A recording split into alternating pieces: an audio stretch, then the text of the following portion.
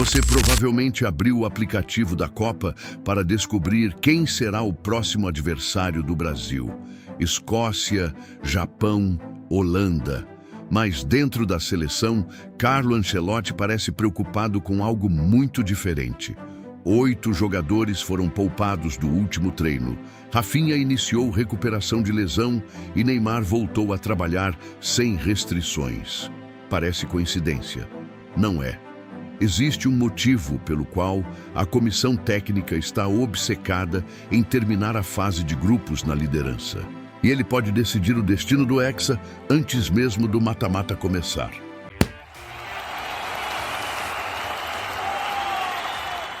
Durante décadas, o futebol nos ensinou uma regra simples. Vence quem tem os melhores jogadores. Mas a Copa do Mundo mudou. E talvez a maior prova disso esteja acontecendo agora, longe das câmeras, nos bastidores da seleção brasileira. Enquanto a torcida discute quem deve substituir Rafinha, Carlo Ancelotti parece travar uma batalha contra algo que nenhum jogador consegue driblar: o desgaste. Quando a seleção entrou em campo contra o Haiti, o foco estava no placar. No dia seguinte, o foco mudou completamente.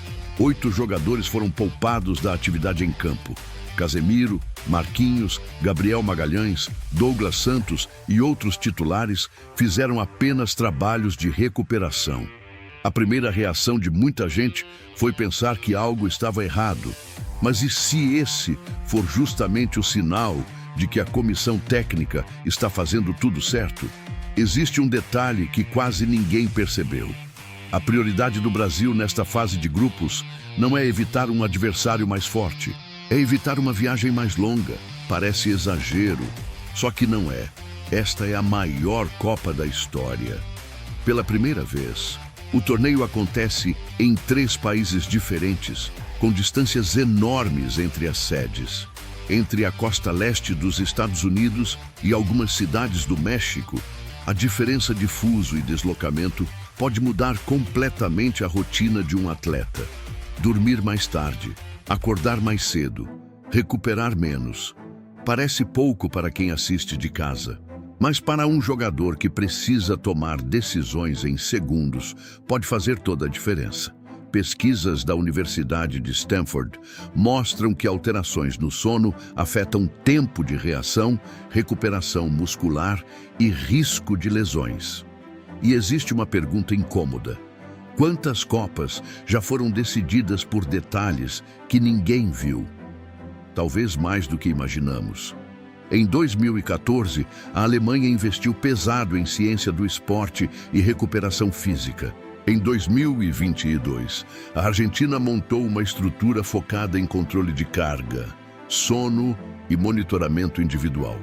Hoje, o futebol é decidido por dados invisíveis, e o Brasil parece ter entendido isso. Por esse motivo, terminar a fase de grupos em primeiro lugar virou uma questão estratégica. Permanecer na costa leste significa menos deslocamentos, menos mudanças de fuso e mais tempo de recuperação.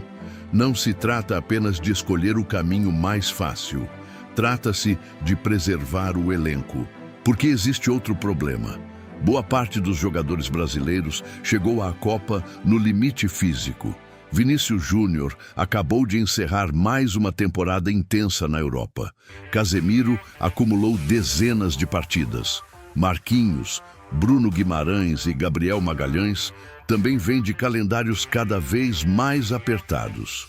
Segundo o relatório recente da FIFPro, entidade que representa jogadores profissionais, o aumento no número de partidas elevou significativamente os índices de fadiga e lesões. O problema deixou de ser individual, virou estrutural, e Rafinha se tornou o primeiro grande alerta.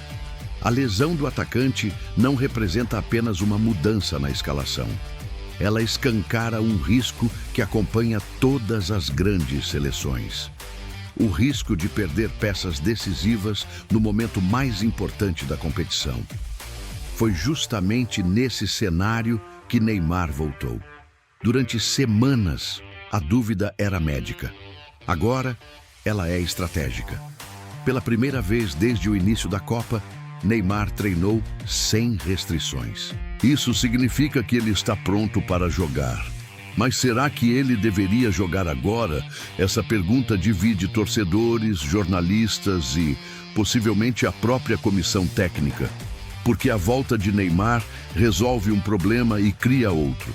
Ele oferece experiência, criatividade e poder de decisão, mas também exige cuidado. Afinal, acelerar o retorno de um jogador que acabou de sair de um processo de recuperação pode cobrar um preço alto mais adiante.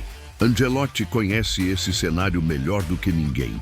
Ao longo da carreira, ele comandou alguns dos maiores jogadores da história e aprendeu uma lição valiosa. Nem sempre o maior desafio é colocar o craque em campo. Às vezes, o mais difícil é decidir quando não colocá-lo. Existe até uma especulação que circula entre analistas esportivos e parte da imprensa internacional. A possibilidade de que Neymar seja utilizado gradualmente, mesmo estando liberado fisicamente. Nada indica um problema médico, mas a gestão de minutos pode ser tão importante quanto a recuperação em si. Por enquanto, isso não passa de uma possibilidade, mas é uma possibilidade que faz sentido, porque o Brasil não está pensando apenas no próximo jogo, está pensando nas próximas semanas. E talvez seja exatamente isso que torne esta Copa tão diferente. Enquanto o torcedor olha para a escalação, Ancelotti olha para planilhas, horas de sono, tempo de recuperação, distâncias percorridas, carga muscular, pequenos detalhes que podem definir campeões. O mais curioso é que esse inimigo invisível afeta todas as seleções. França, Inglaterra, Espanha e Alemanha enfrentam o mesmo dilema. Como manter atletas em alto nível depois de temporadas cada vez mais longas? Talvez a resposta seja contraintuitiva. Treinar menos, descansar mais, controlar melhor. Porque, nesta Copa, preservar energia pode ser tão importante quanto marcar gols. E aqui está a grande quebra de crença. Quando você vê jogadores sendo poupados, a sensação é de fragilidade, mas talvez seja exatamente o contrário. Talvez a verdadeira força de uma seleção moderna esteja na capacidade de dizer não. Não ao excesso, não ao desgaste, não à pressa. Porque existe uma diferença enorme entre vencer um jogo e sobreviver a uma Copa do Mundo. O Hexa não será conquistado apenas pelo time mais talentoso. Será conquistado pelo time que conseguir chegar inteiro até o fim. E talvez seja por isso que a comissão técnica esteja tão obcecada pela logística. Porque o maior adversário do Brasil não é a Escócia, não é o Japão, não é a Holanda. É o calendário, é o desgaste, é a soma de pequenos fatores que quase ninguém percebe, mas que podem mudar completamente o destino da seleção. A Copa mudou. E quem entender isso primeiro, sai na frente. Agora, eu quero saber a sua opinião. Se você estivesse no lugar de Ancelotti, colocaria Neymar em campo imediatamente ou preservaria o camisa 10 pensando no mata-mata? Escreva sua resposta nos comentários. E se você gosta de entender o que acontece além das 4 linhas, inscreva-se no canal. Porque às vezes as histórias mais importantes do futebol acontecem longe dos estádios. E o próximo detalhe invisível pode ser justamente aquele que vai decidir o Hexa.